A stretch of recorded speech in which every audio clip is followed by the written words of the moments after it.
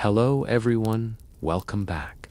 Tonight, we're diving into a story where food wasn't just food, it was obsession, power, and in the end, poison. Imagine a king whose table was never empty. Meat, wine, sweets, and greed piled high before him. For him, a feast wasn't a habit, it was an addiction. And that addiction consumed his body, corrupted his mind, and ultimately destroyed his fate. This is the story of a ruler whose hunger became his enemy, a man whose appetite never ended until his heart stopped, crushed beneath the weight of his own indulgence. So if you're ready for a dark, haunting, and truly fascinating journey, dim the lights, settle in, and take a deep breath. Because tonight, we uncover the truth behind why Henry VII's diet wasn't just disgusting, it was deadly. In January of 1547, the once mighty King Henry VIII of England drew his final breath at the age of 55, though breath might be too kind a word for it. His body had swollen beyond recognition. His skin stretched tight, purple and slick, his legs ulcered, leaking pus that stank for miles. And when they tried to seal his bloated corpse inside a coffin, it burst open. The wood-cracked fluids spilled, and the smell was so vile that even the dogs couldn't resist. They licked the remains from the stone floor. Horrifying, right? But here's the truth that most history books politely skip over. This wasn't an accident. It wasn't poison, or plague, or divine punishment. It was self-destruction, deliberate. Henry VIII didn't just die in his coffin. He ate his way into it. For decades, he waged war against his own body with a knife and a fork. His feasts were legendary: mountains of roasted flesh, rivers of ale, oceans of grease, and his physicians, terrified and powerless, begged him to stop. He didn't listen. He never did. Because the hunger wasn't just in his stomach, it was buried deep in his soul. But let's rewind. Because the monster who died grotesque and rotting wasn't always that way. Henry was born in 1491, the second son of Henry VII. And second sons, in royal bloodlines, are backups, insurance policies. The firstborn gets the throne, the crown, the princess, the power. The second son, he gets the church. Henry was destined for a life of restraint, of cold chapels, whispered prayers, and dull theological debates, a life where appetite was sin and denial was virtue. But fate intervened. In 1502, Henry's older brother, Prince Arthur, died suddenly. Fever, consumption, no one really knows. And just like that, 10-year-old Henry went from forgotten spare to heir apparent. The boy who wasn't meant to be king would now inherit an empire. His father, paranoid and controlling, locked him away like a precious relic. No friends, no choices, no freedom. Every no, you can't go there, no, you can't eat that, no, you can't be that, carved something deep inside him. A hunger not for food, but for control, for everything he had been denied. So when Henry VII died in 1509, 17-year-old Henry VIII didn't simply take the throne, he devoured it.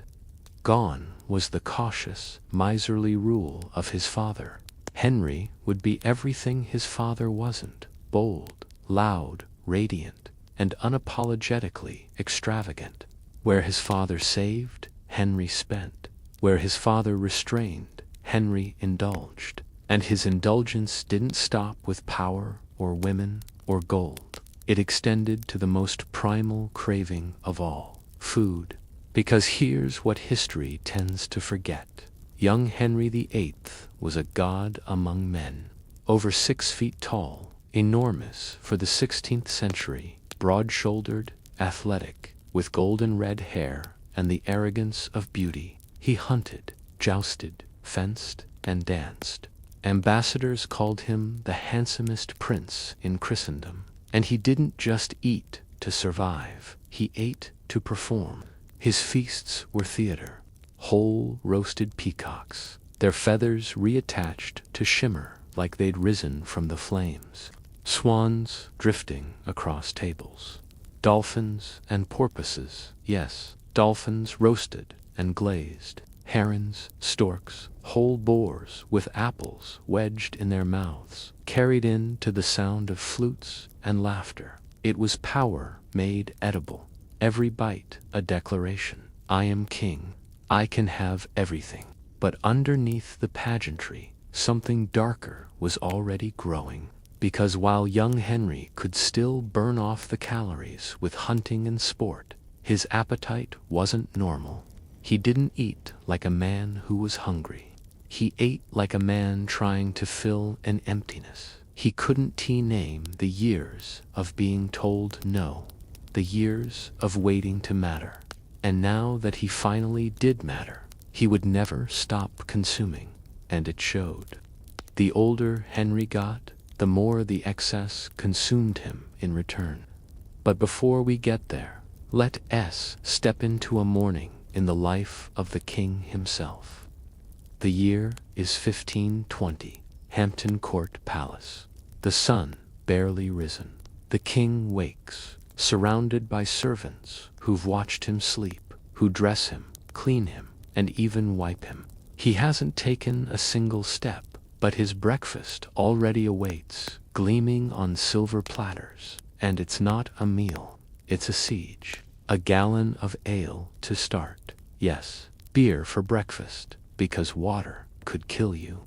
Thick white manchet bread, soft and buttery, the finest flour money could buy, because brown bread was for peasants. Then come the meats, cold slabs of beef from the night before, fatty pork slick with grease, mutton so strong it stings your throat. Sometimes all three, stacked high, surrounded by pies bursting with meat and gravy. After that, heavy cheese, sharp enough to sting the nose, washed down with even more ale. Fruit only if he felt virtuous. But fruit was distrusted, too watery, they said, too dangerous. So they boiled it in sugar, drowned it in syrup, baked it into crusts. And by 8 in the morning, before most of us would even finish our first cup of coffee, Henry VIII had eaten 2 pounds of meat, mountains of bread, oceans of beer, a feast that could fuel 10 men. But fuel wasn't the point. He wasn't eating to live. He was eating to prove that he could. No vegetables, no fiber, no greens. His breakfast was pure indulgence, just protein, fat, carbs, and alcohol. Every dawn began the same way, the same routine, the same ritual, every single morning, for years that bled into decades. And the worst part, his doctors encouraged it. See, in the 1500s, medicine wasn't medicine.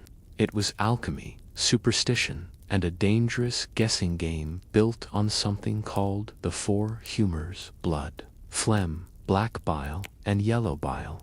Every bite, every breath, every drop of wine was believed to shift those humors to heat or cool, moisten or dry the body. Health, they said, was all about balance. But what did they think gave a king power? Not restraint, not moderation.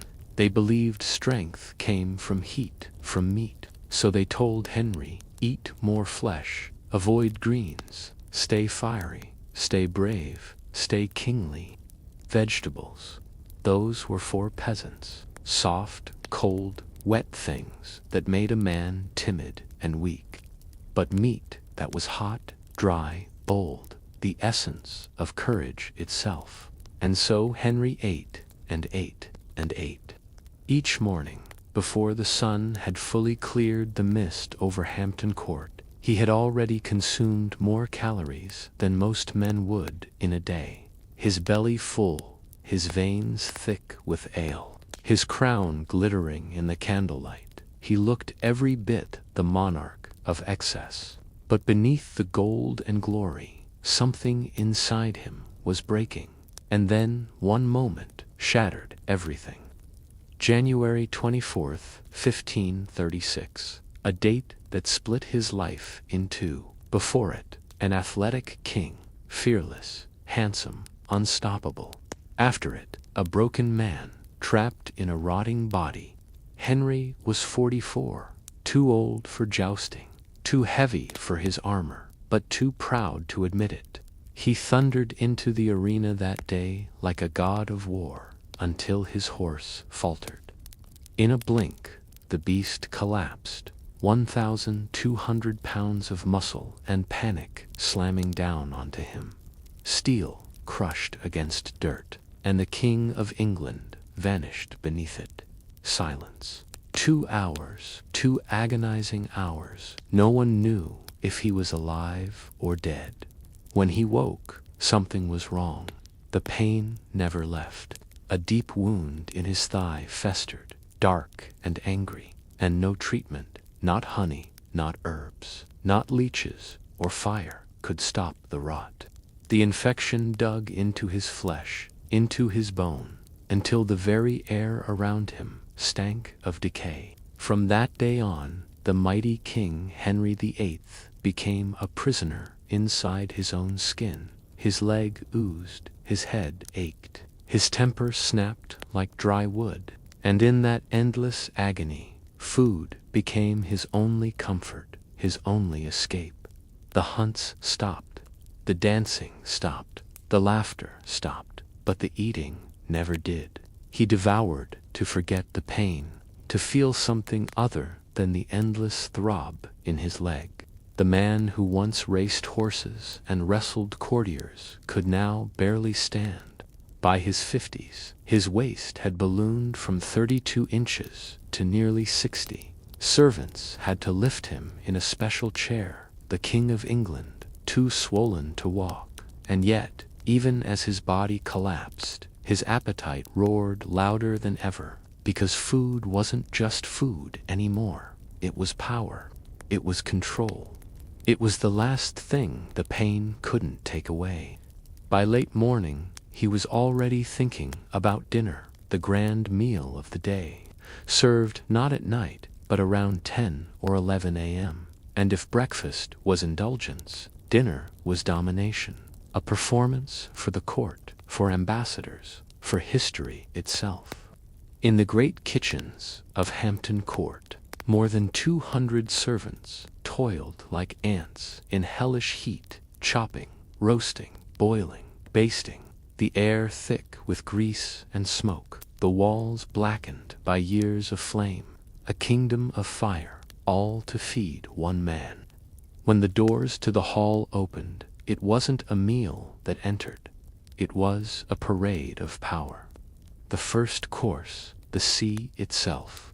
Silver platters gleamed with fish of every kind, salmon bathed in wine, trout stuffed with herbs, pike roasted whole with its jaws pried open in a snarl, carp drowned in butter sauce, and Henry's most infamous favorite, the lamprey, a creature so grotesque it looked forged in nightmares, a jawless, eel-like parasite that sucked the blood of other fish. It was slippery, bony, almost poisonous if cooked wrong, but Henry adored it. Lamprey pies, lamprey stews, lamprey roasted in wine and spices until the flesh fell apart in glistening shreds. It was rich, fatty, nauseating, and he couldn't get enough. Then came the birds, not chickens or ducks, but swans, snow-white, regal, untouchable, birds reserved only for kings. Their flesh was tough, stringy, and tasted faintly of river water, but none of that mattered. They weren't served for flavor, they were served for spectacle, a reminder that even beauty, even the sky itself, could be slaughtered and laid before his throne. Peacocks, roasted to perfection, had their feathers painstakingly reattached so they seemed alive, tails fanned out in a proud, frozen display.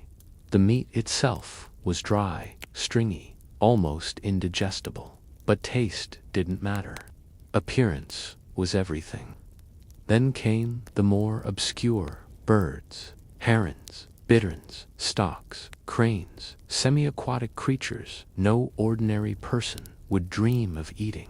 Yet royalty feasted on them because they could. Excess wasn't just indulgence. Excess was power. Every forbidden thing that could be eaten was eaten. And then the small birds, larks, quail, partridges, pheasants, thrushes, blackbirds, dozens, sometimes hundreds, baked into colossal pies that hid live birds inside the crust. Slice the pastry and, as the terrified birds fluttered free, diners stared in horrified delight, a grotesque theater of dinner, a performance staged over the corpses of their own kind. Next came the raw carnage of the third course, real meat, massive rib roasts carried in by teams of servants, whole suckling pigs with apples clamped in their jaws, skin crackling and golden, legs of lamb so enormous they required their own dedicated carving station, venison from the king's private hunting grounds. Poaching the royal deer was punishable by hanging and wild boar, risky to hunt and even riskier to cook. Rabbits, hares, even squirrels made their way to the table if hunting had been poor. Every piece drowned in thick, buttery sauces made from wine, spices, and the drippings of other meats. Then came the pies, and these were not the humble pastries of today. Tudor pies were engineering marvels, towers of pastry sometimes 3 feet across, weighing 50 pounds or more. The crust wasn't for eating. It was a vessel, a fortress, baked so hard it could contain mountains of meat without collapsing. The fillings were almost inconceivable, multi-animal combinations: beef, pork, chicken, eggs, herbs, dried fruits, sweet pies that were secretly savory, stuffed with liver and kidneys, even eel. Pies within pies, like grotesque Russian nesting dolls of flesh. The fifth course was spectacle itself: sugar sculptures and marzipan creations, depicting mythological scenes or current events. Entire castles under siege, sculpted from spun sugar, ships with sails of marzipan gliding across tables. These weren't really meant to be eaten. They were propaganda, art, and proof of Henry's wealth. Sugar was priceless, imported at exorbitant cost from the Mediterranean or the New World. 1 pound could buy a laborer's month of wages. Yet Henry spent it to craft objects admired for an hour before they were destroyed. Sixth course: jellies, creams, and desserts. Elaborate gelatin constructions molded into animals. Crests, or religious symbols, derived from hours of boiling bones and cartilage until collagen was released. Custards whipped with wine and sugar. Tarts bursting with dried fruits and nuts. Marzipan painted to look like fresh fruit. Even real flowers preserved in sugar. And this was just the official menu. Between courses came sorbets and palate cleansers. Fruits frozen with snow hauled from distant mountains, wine constantly flowing, bottles and barrels of every color, strength and sweetness imaginable. Side tables groaned under the weight of bread, cheese, nuts, dried fruits, and butter. Guests could graze constantly, nibble and taste endlessly. The meal itself stretched for hours, 4, 5, sometimes 6, punctuated with musicians in the galleries, acrobats tumbling before the hall, jesters delivering crude jokes at the expense of anyone who failed to laugh. And through it all, Henry ate. He barely spoke. He barely noticed anything else. Wine flowed into his hand at his slightest gesture. Meat was gnawed from bone with his fingers, grease dripping down his chin onto his embroidered doublet. Bones were casually tossed for dogs to fight over. This was Henry VIII, a king publicly devouring like a starving beast, while his court pretended this was normal, admirable, even a sign of vitality, an appetite for life. By the end of a single dinner, he would have consumed 3,000 to 5,000 calories, and this was only the first half of his day, because the official meal was never the end. Supper at 6, lighter in name only, brought more meat, more pies, more wine, more spectacle, and when the hall emptied, the entertainers departed, and the servants cleaned the great room. Henry retreated to his private chambers, and there the hunger returned. Or he claimed it did, or perhaps he simply wanted more, and because he was king, it appeared. Here, behind closed doors, the true horror of his gluttony revealed itself.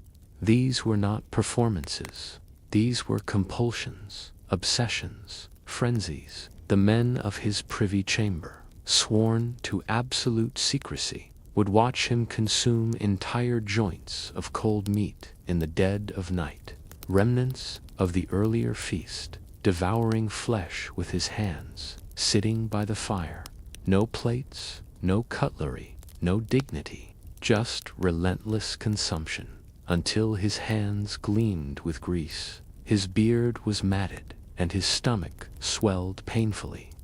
Wine followed in endless streams, drunk straight from the bottle, because there was no one to judge him. The servants were invisible, mere tools, furniture in his mind. Sometimes pies were demanded at midnight, sometimes at 2 or 3 in the morning. Bakers were roused, ovens fired in darkness, pastries rushed, burnt, undercooked, it mattered not. Henry ate them anyway, burning his tongue, seeking only the immediate, fleeting satisfaction of consumption. And in the most disturbing accounts, he would sometimes force himself to vomit afterward, not to make room for more, not as part of any Roman vomitorium tradition, but because the act of eating itself had become more important than the food. The act of consumption wasn't just indulgence. It was obsession, an unquenchable void that no quantity of food could ever fill. Yet that emptiness demanded more, always more. This wasn't mere gluttony. This was addiction in its purest, darkest form. Public feasts were spectacle, yes, but private. Secretive binging was where Henry crossed the line from excess into true pathology. Here, the King of England became a prisoner of his own appetite, a man trapped in a body he could no longer control, a man who needed help but could never ask for it. Weakness was death in Tudor England. To admit it was to invite ruin, in a court where a trusted advisor could become an executioner, where a friend could vanish accused of treason, where a wife could be decapitated, and her head roll into a basket. Showing weakness was unthinkable. It was fatal. So Henry ate, secretly, desperately, with shame gnawing at him, and no one to stop him. The servants saw it all, the king on hands and knees, reaching under furniture for a fallen morsel, clawing at scraps as if survival itself depended on it. And they said nothing. To acknowledge it would mean facing a terrible truth, that the most powerful man in England was ravaged from the inside out. Better to look away, collect their wages, and hope someone else might intervene. But there was no one. Everyone was complicit, everyone pretending, everyone afraid. And the meals never stopped. Breakfast, dinner, supper, midnight feasts, day after day, month after month, year after year. A relentless parade of indulgence that was devouring Henry piece by piece. But let's examine what this did to the man himself. The damage wasn't cosmetic. It wasn't just fat accumulating. Every organ, every system, every fiber of his body was under siege. The gut was first, his digestive tract a battlefield. Mountains of meat, sometimes undercooked, sometimes borderline rotten, constantly pressed on his stomach and intestines. Salt, preserved, smoked, sometimes weeks old, teeming with bacteria. Maggots in the surface layers. Trim them off. Drown the taste of decay in cinnamon, cloves, pepper, nutmeg, ginger. The spices were camouflage, a mask for corruption, and Henry consumed it all, day after day. Foodborne illnesses were routine. Parasites from undercooked meats nested in his intestines. Tapeworms, roundworms, all stealing nutrients, releasing toxins. Chronic constipation plagued him. His abdomen ballooned grotesquely. Relief came only through violent purgatives that left him writhing on a wooden chair, sweating, groaning, while servants averted their eyes, praying the ordeal would end quickly. And then, no sooner had the pain subsided, he would eat again. The cycle was endless. His liver, constantly assaulted by both food and alcohol, began to fail. Wine, ale, mead, gallons daily, processed beyond its safe capacity. Scar tissue replaced dying cells. Cirrhosis crept in, silently suffocating his body from within. Blood no longer clotted. Wounds wept ceaselessly. His brain became a fog of confusion and rage. His skin yellowed, jaundice spreading, eyes bloodshot. Sleep was meaningless, energy impossible to sustain. Each meal provided fleeting vitality, only to crash into exhaustion that demanded more feeding. The heart, too, was trapped in the chaos. Overworked, overburdened by a massive, expanding body, struggling to pump blood through increasingly constricted vessels, fighting against hypertension from salt-laden foods. Coronary arteries narrowed by plaques, the heart's chambers stiff and inefficient, fluid building in the lungs, edema swelling his legs and feet. He awoke, gasping, suffocating in his own flesh, his body betraying him in every possible way. And then the pain in the joints began. Oh, the joints. Each movement was a grinding symphony of agony, bone scraping against bone with every shift, every step, every breath. His knees, hips, elbows, shoulders, all reduced to grinding friction, raw and merciless. Walking became a trial, sitting a torment, lying down no relief at all. Every action, every slight motion was a reminder that his body was no longer a vessel of power, but a cage of relentless torment. Every bone a battering ram against itself, every joint a screaming testament to decades of excess and punishment. The man who once galloped across hunting grounds and danced at court was now trapped, imprisoned in his own skeleton, crushed under the weight of flesh and sin. Each movement a scream that the world refused to hear. By the mid-1540s, Henry VIII was no longer a king in the way anyone remembered. The athletic, towering prince had vanished, replaced by a grotesque shadow of himself, a man encased in flesh and pain, trapped in a prison of his own making. His joints ground relentlessly, bones scraping as though in protest, a constant reminder of the price of his unrelenting appetite. Every step, every twitch, every turn of his head was agony, yet the compulsive need to consume never left him, and still he ate. Morning, noon, night, secret feasts hidden behind the thick curtains of the royal chambers. Cold meat dragged from the larder, pies baked in the dead of night, wine stolen directly from casks, all consumed with a fury bordering on madness. Each bite was both escape and punishment. The pleasure was fleeting, the pain eternal. His body screamed, yet he fed it anyway, forcing sustenance down like a tyrant punishing himself. But it wasn't just the body that suffered. The mind, once sharp, commanding, ruthless, was now a foggy labyrinth of anger, confusion, and paranoia. Mood swings could shatter a courtier's day. Minor insults sparked violent outbursts. Tiny slights became matters of life and death in his imagination.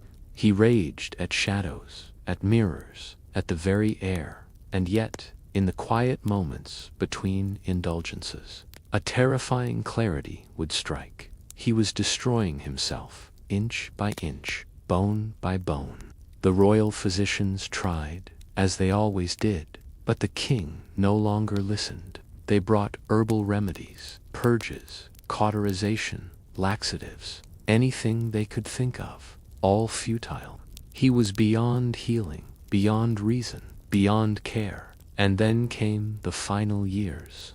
By 1546, Henry's body had betrayed him entirely. His legs were swollen grotesquely, the ulcers never healing, bones grinding as if screaming beneath layers of inflamed tissue. His torso had ballooned beyond comprehension. The once handsome face was now a mask of flesh, swollen and puffy, the skin stretched and discolored. Sleep was impossible. Nights spent gasping for air, each breath a struggle against his own weight pressing down on him. Every meal was a gamble with mortality. Yet the appetite never waned. Even on his deathbed, he demanded food, and when denied, raged. The same hands that had signed treaties and laws, commanded armies, and shaped history, now clawed at the remnants of a feast, shaking with fever, weakness, and unyielding hunger. On January 28, 1547, Henry VIII finally succumbed. His body, overtaxed and ravaged, could endure no more. Decades of indulgence, neglect, and sheer compulsion had created a perfect storm of disease: heart failure, liver cirrhosis, kidney strain, infected ulcers, and relentless obesity. Death came not as a single strike, but as a culmination, a slow, final collapse of every system, every organ, every bone. And yet, even in death, the story of his excess would not end quietly. When his massive corpse was moved, it began to decompose so rapidly, so grotesquely, that the coffin could not contain it. Reports say it ruptured during transport, fluid seeping through the wood, a stench so terrible that dogs licked at it from the floor. History remembers the spectacle, but the lesson is deeper. Henry VIII had consumed himself to death. Every morsel, every indulgence, every choice had led him here. There is a haunting elegance in the tragedy. A man who wielded absolute power, shaped nations, commanded loyalty and fear alike, was undone not by enemies or war, but by a compulsion he could never control. The very thing he once celebrated as strength, appetite. It is a warning, a dark mirror held up to human excess. Power without restraint, indulgence without consequence, obsession without pause. It destroys, inevitably and completely. And as we remember him, we see more than the bloated king. We see the human story beneath the legend. A boy born second in line, locked in gilded cages, a life of control turned into rebellion, a heart that demanded more than it could bear. The grandeur, the feasts, the theater, it was all a mask for a void that never closed, a hunger that no throne, no crown, no wine, no flesh could ever satisfy. Henry VIII's life ended not with a sword, not in battle, not on the scaffold. It ended quietly, monstrously, inside a palace, consumed by the very appetite that had defined him. His story lingers, a cautionary tale that echoes through the corridors of history. Power and desire, untempered, will devour even kings, bone by bone, until nothing remains but legend and warning.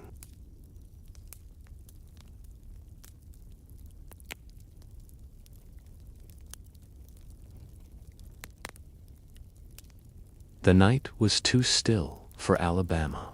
Somewhere beyond the tall grass, a whippoorwill cried out, sharp and mournful, and Sarah couldn't tell if it was a bird or the wail of a spirit caught in the humid dark. The moonlight bled through the cypress branches, silvering the road where they would march at dawn. Her hands trembled as she tied her worn shoes, the laces fraying like her nerves. Every heartbeat whispered, "Don't go," but the echo that answered stronger, fiercer, was, "We must." In the small church basement, 40 others were crowded together, their faces carved with fear and purpose. The air smelled of sweat, old wood, and hope.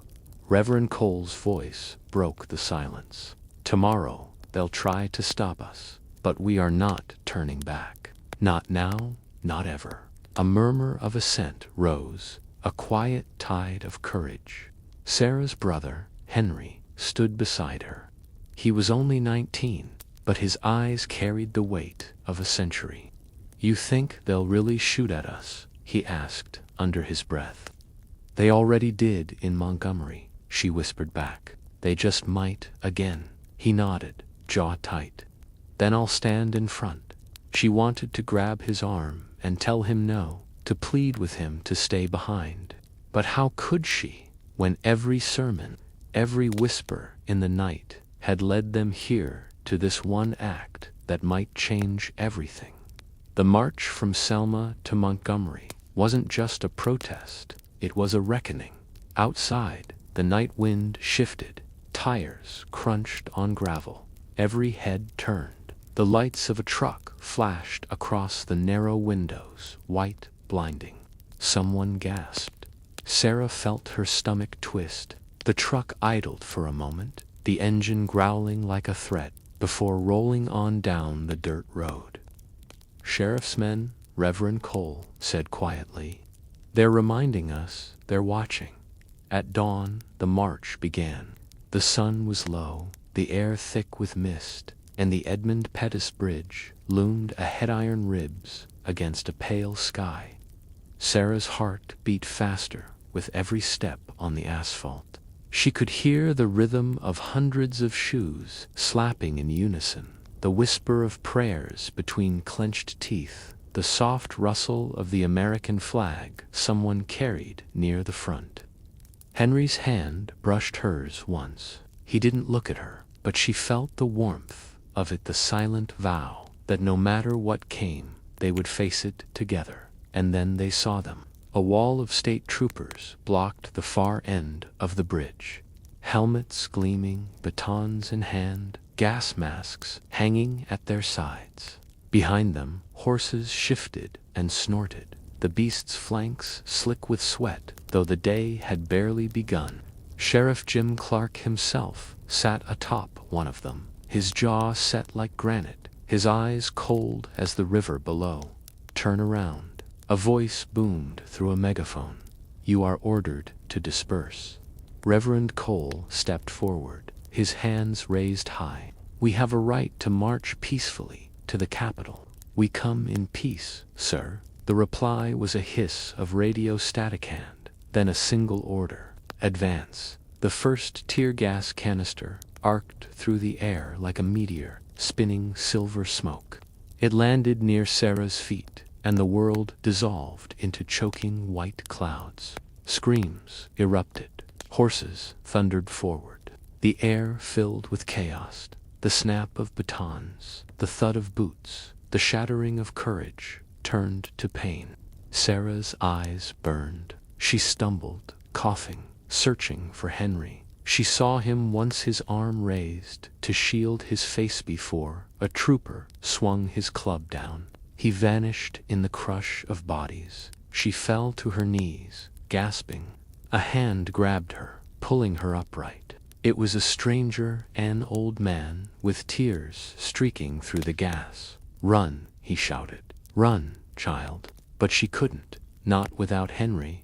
Through the haze, she saw the bridge's metal arches blur like bones against the sky. She heard the sickening thud of wood on flesh, the cries of "Lord, have mercy," the animal roar of men who'd forgotten their own humanity. She crawled half-blind, hands scraping raw against the road. When she finally found him, Henry was lying on his side, blood pooling beneath his temple. His chest rose, barely. "Henry, no, no." His lips moved, a whisper lost in the chaos. Then he was still.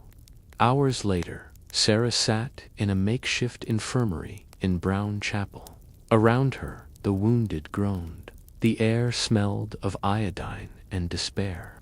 Reporters rushed in and out, their flashbulbs popping like lightning. Someone was shouting that the footage was already on television, that America was watching at last. Sarah didn't care. Her hands were stained with Henry's blood. All she could think was that the bridge still stood and the dream still waited on the other side. That night, she couldn't sleep. Every creak of the floorboards sounded like a gun cocking, every shout outside like a death knell. But beneath the fear, a new resolve grew, slow, steady, unbreakable. They would march again. When the second march came, the crowd was even larger, thousands now. Ministers, students, mothers with babies on their hips. Even white allies from the north had come, linking arms in silent defiance. The government had tried to forbid it again, but the people came anyway. Sarah walked near the front this time, her steps firm. Henry's old scarf was tied around her neck. Every breath she took was for him. Reverend Cole lifted his hand for silence. The air hummed with tension. Then he began to sing, voice trembling at first, then strong. "Ain't gonna let nobody turn me round." The words caught, spread, grew. The song became a river of sound, carrying them forward. Even the troopers on the bridge hesitated this time, and then against every expectation they were allowed to pass. As their feet crossed the line where blood had once been spilled, Sarah felt something shift inside her. Not relief, not joy, something deeper. The understanding that every bruise, every loss, had cracked open the stone of indifference, letting light pour through. The march continued for days through rain, hunger, exhaustion. Along Highway 80 they walked, sleeping in fields, praying through the night. Strangers offered water, bread, refuge, and always, always, the cameras followed. By the time they reached Montgomery, the crowd had swollen to tens of thousands. The State House rose ahead, white and cold. Soldiers lined the steps. Sarah looked up at it, clutching Henry's scarf. She whispered, "We made it." But in her heart, she knew this was not the end. The road to justice never ended, only turned, bent, and demanded more courage. That night, as the speeches echoed across the square and the stars burned above, Sarah slipped away from the crowd. She stood alone by a lamppost, watching her breath rise in the cool air. The noise faded, and for the first time in weeks, she heard the sound of the whippoorwill again, low, mournful, and beautiful. She closed her eyes. "We're still marching, Henry," she whispered, "and we won't stop." But even as she spoke, somewhere in the darkness beyond Montgomery, men were meeting in secret rooms, plotting their next strike. The victory had come, but peace was not yet promised. The next battle was already stirring, quiet as the wind before the storm, and Sarah could feel it heavy. waiting. The road was far from over. Shadows on the road. The first thing Sarah smelled was smoke. It wasn't the soft, drifting smoke of a kitchen fire or the sweet burn of tobacco. It was thick, acrid, hungry. It clawed at her throat before her mind could form the word fire. By the time she reached the window of the safe house, the horizon beyond the Alabama fields was already bleeding orange. The church was burning. "Dear God," she whispered. Reverend Cole's church where the marchers had prayed, where Henry's blood still stained the floorboards, was being devoured by flames. People were running toward it, shouting, but no one could get close. The heat drove them back, the roof collapsing with a scream of splintering wood. Sarah gripped the window ledge so hard, her knuckles turned white. She knew who had done it. Everyone did. A truck had been seen the night before and marked its headlights off, moving like a shadow along the back roads. The men in it wore no uniforms, but their intent was clear. The Klan never needed to announce itself. The next morning, federal agents arrived, but they didn't stay long. They asked questions, they took notes, then they left, and the ashes kept smoking for days. Sarah didn't cry. She didn't have the strength. What replaced grief was colder, harder a determination that frightened even her. 2 weeks later, she was in Atlanta. The office was crowded, and loud typewriters clacking, phones ringing, young organizers darting between desks with stacks of flyers. On the wall hung a poster of Dr. Martin Luther King Jr., his eyes steady, almost weary. Across the room, a tall man with wire-rimmed glasses looked up from his papers. "You're Sarah Johnson," he said. "From Selma." She nodded. "I'm James," he said, extending a hand. "We've been hearing about you. You've got courage." She shook his hand, but didn't smile. "Courage got my brother killed." James didn't flinch. "Then let's make it mean something." He laid out the plan. Another march, this time through Mississippi. They'd call it the March Against Fear. It would begin in Memphis and end in Jackson, a route laced with danger. Local sheriffs had already promised to keep order, and everyone knew what that meant. Sarah listened in silence, the words thudding against her ribs.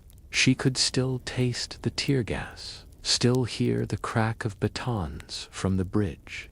But she also remembered the silence of the country before that day, before the cameras showed the truth. Maybe that was the point, to force America to look again. "I'll go," she said. James studied her. "It won't be like Selma. This one could break people, so could staying quiet." The first day of the march began under a merciless sun. The road shimmered with heat. Reporters lined the ditches, their cameras glinting like small, watchful eyes.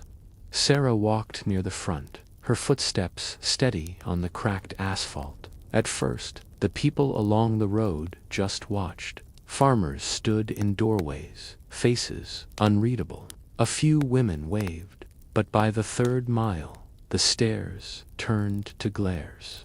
A bottle shattered near her feet. Someone shouted a word she'd heard too many times. They kept walking. That night, they camped in a field outside Grenada. The air was thick with the chirr of cicadas and the smell of dust. Sarah lay awake, staring at the stars. James was beside the fire, writing in a notebook. "You ever think we'll win?" she asked.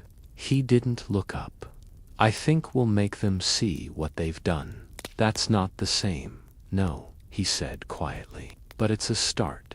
The attack came on the 4th day. They were passing through a small town, banners high, when the first rock flew, then another.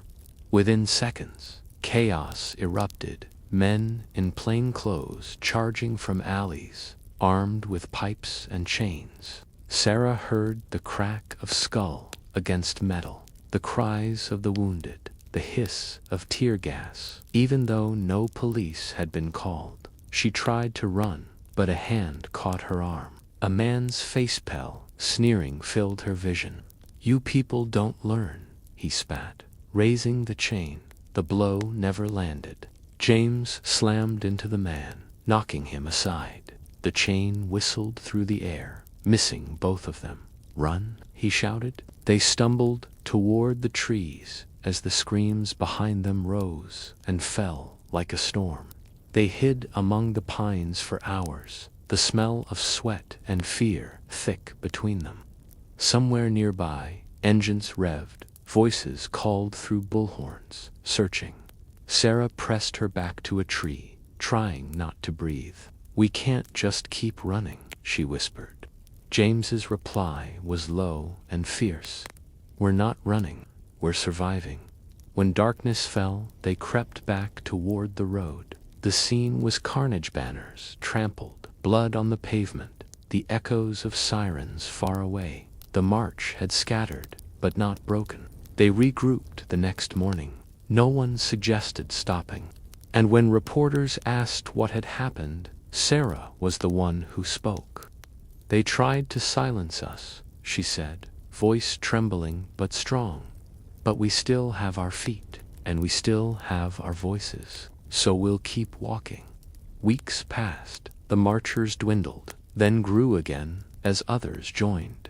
The road to Jackson stretched endless and brutal. Nights blurred into days. Hunger gnawed. Fear became constant. And yet something began to shift. The people in the towns started to change. Not all, but some. A farmer offered water. A woman pressed food into Sarah's hands with tears in her eyes. Hope flickered, small, fragile, alive. But shadows still followed them. One night, as they approached Canton, headlights appeared behind them, too slow to be casual, too steady to be safe. The vehicles kept distance for miles, engines low, lights unwavering. James called for a stop. Everyone froze. Sarah could hear her pulse pounding in her ears. Then the first shot rang out. Panic erupted. People dove for the ditches, screaming. A second shot followed, then a third. Bullets tore through the dark, shattering bottles, slicing through banners. Sarah hit the ground, her face pressed into the dirt, the metallic scent of fear sharp in her nose. When it ended, silence fell thick, choking. No one dared move for a long time. They found one man dead, 2 wounded. The shooters were gone, the night swallowing them whole. Sarah stood, trembling. "They'll kill us all before we reach Jackson." James's voice was raw. "Then we'll die walking." Days later, they entered Jackson. The crowd was smaller than before, exhausted, haunted, but when they reached the city square, thousands appeared as if from nowhere. Clergy, students, mothers, soldiers. They sang, they cried, they raised their fists toward the sky. Sarah stood at the edge of the crowd. The memory of fire and gunshots still burned into her skin. She watched as Dr. King took the podium, his voice rising like thunder across the city. And as he spoke, she saw something in the faces around her, something she hadn't seen since Selma: belief. For the first time, she allowed herself to breathe. But then, from somewhere in the crowd, came the sound that froze her blood. A gunshot. Screams split the air. People scattered. Someone fell. The square became chaos. Sarah dropped to the ground as the echo bounced off the marble buildings. She couldn't tell where it came from, lamely. That the hope she'd just begun to feel had shattered again. When the smoke cleared, she saw James kneeling beside a fallen man, his hands slick with blood. The crowd surged around them, voices shouting, weeping. Sarah's heart hammered. "Is he?"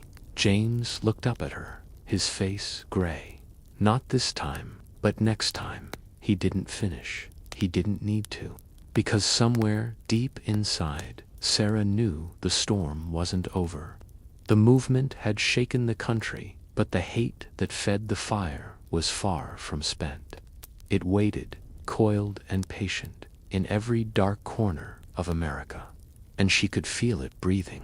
That night, Sarah found herself alone on the edge of the city.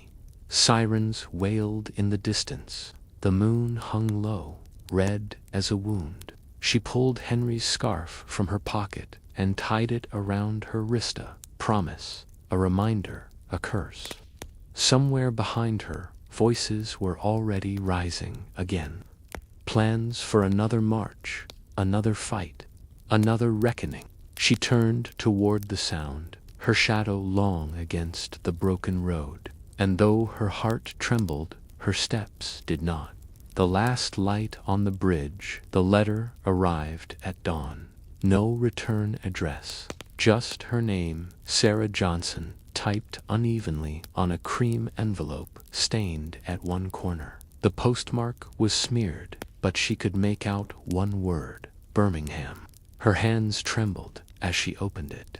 A single sheet slipped out, the paper course, smelling faintly of tobacco.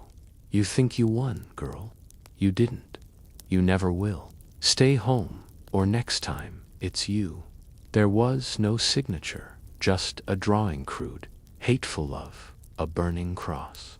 Sarah sat in the stillness of her small Atlanta room, the light gray and cold. Outside, the city was just waking up. She could hear the faint rumble of buses, the distant hum of a radio playing gospel. For a long time, she didn't move. She'd read threats before. Everyone in the movement had. But this one felt different, personal, watching. And then under the fears, something else flickered. A memory. Henry's voice, years ago, on the morning of the first march. If we stop walking, they win.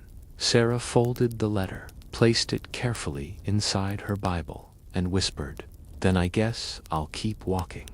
By that afternoon, she was back in the movement's headquarters, a narrow brick building, pulsing with urgency. Phones rang non-stop. Young volunteers crowded around a radio. On the wall, a map of the South was covered in red pins. James was there, eyes rimmed with exhaustion. When he saw her, he looked almost relieved. "You shouldn't be here," he said. "You've done enough. I'll rest when we're free." He sighed, rubbing the back of his neck. "We're planning one more march, not a long one, just through the heart of Birmingham. Peaceful, visible, symbolic." "Symbolic," Sarah echoed, "or dangerous?" "Both." She smiled faintly. "Then I'm in." James hesitated. "Sarah, they're angry. The bombings, the killings, escalating. The FBI's watching, the Klan's hunting. You saw what happened in Jackson. This could be the one that breaks everything." Her voice was steady. "Maybe it's what has to break before something better can live." The morning of the march was thick with humidity and dread. Rain threatened on the horizon. The streets of Birmingham glistened from an earlier storm, puddles reflecting a restless sky. Hundreds gathered, holding signs that read, "We shall not be moved," and "One nation under God for all." Sarah stood near the front, her heart hammering the hem of her dress, brushing the wet pavement. James stood beside her, eyes scanning the rooftops. "Do you feel it?" he asked softly. "What? The air, like it's waiting for something?" She did feel it wait. The charged silence before a gun fires. The same electric dread that had haunted her since Selma. Somewhere behind them, someone began to sing, "We shall overcome."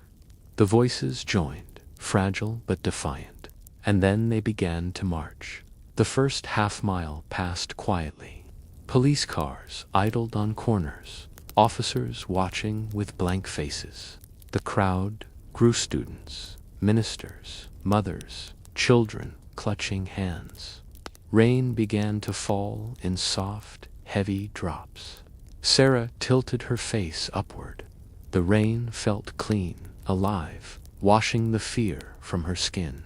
Then, without warning, the roar of an engine shattered the peace. A pickup truck screeched into the intersection ahead. Men jumped out to 3, 4 faces covered with bandanas, guns in their hands. The crowd froze. Sarah's breath caught. She saw one man raise his weapon. Everything slowed, the world narrowing to a single heartbeat. Down. Someone shouted. The gunfire came like thunder. Screams erupted. People scattered. Sarah felt a burning sting on her shoulder and stumbled, falling hard onto the slick street. Pain flared, sharp and blinding. She gasped, tasting blood and rain. Through the blur, she saw James dragging a child to safety behind a car. He looked back, eyes wide, terrified, and saw her lying in the open. He ran toward her. Bullets tore the air, pinging off metal. He dove beside her, grabbing her arm. "You're hit." "I'm fine," she lied through clenched teeth. "You can't move. Keep them marching," she whispered. "Don't let them stop." He shook his head. "We need to, James. Don't let them stop." Her voice was weak but fierce. He stared at her for one agonizing second, then nodded. "I'll come back for you." And he did something she never forgot. He stood, raised his arms, and shouted above the chaos, "Keep walking, for her. For every one of us." The people hesitated, then, one by one, they rose. The song began again, shaky at first, then strong. "Deep in my heart, I do believe." Through the rain, the fear, and the echo of gunfire, they kept walking. Hours later, the march reached Birmingham's city square. The shooters were gone. The police finally intervened, and ambulances weaved through the crowd. Sarah was carried on a stretcher, her arm bandaged, pain throbbing like a heartbeat. She could barely keep her eyes open, but she saw the sea of faces wet, frightened but unbroken. The song still drifted through the rain. "We shall overcome, someday." And for the first time in a long time, she believed it. Days passed. The attack made national headlines. Pictures of the marchers, mud, soaked, bleeding, defiant, were printed in every paper. Congress debated through the night. Preachers thundered from pulpits. Even those who had stayed silent began to speak. Sarah healed slowly, her shoulders scarred but her spirit blazing. James visited often, bringing updates and newspapers. One morning he came in holding the newest edition of the Washington Post. His eyes were shining. "They passed it," he said. "The Voting Rights Act. It's done." Sarah took the paper in trembling hands. The black letters blurred through her tears. For a moment she couldn't breathe. Henry's voice echoed in her memory. "Then I'll stand in front," she whispered. "You did, brother. We all did." That evening, she returned to Selma for the first time in months. The bridge was quiet now. The air was cool, the river below dark and calm. She walked slowly across, her steps echoing softly. Near the center, she stopped. The metal under her hand was cold, damp with mist. For a long time, she said nothing. Then, softly, "We made it across, Henry. It took everything we had, but we made it." Wind rustled through the girders, almost like a reply. She smiled through her tears. In the distance, she saw children playing in the streets, black and white together, their laughter rising like a hymn. The sight caught her breath. Maybe that was what all this pain had been for. Maybe that was the beginning. As the sun dipped low, painting the bridge in gold, Sarah took a deep breath. The scar on her shoulder throbbed once, like a heartbeat, then stilled. She turned toward the town. The same streets that had once run reddened began walking again. not in protest this time, but in peace. Behind her, the last light of the day shimmered on the river, bright and fierce like a promise finally kept. Epilogue. Years later, historians would write about the marches, the laws, the leaders. They would list dates and speeches and victories, but what they could never capture was the heartbeat of it, the sound of feet on the road, the taste of fear and faith mingled in the air. The way ordinary people had stood up against impossible odds. Sarah's name never appeared in those books, neither did Henry's. But the world they helped build, the one where children could dream without fear, carried their legacy in every step forward. And sometimes, on quiet southern nights, when the wind rustles through the grass by the river, you can still hear it's a faint echo of songs sung through tear gas and fire. We shall overcome someday. And this time, the echo sounds like forever.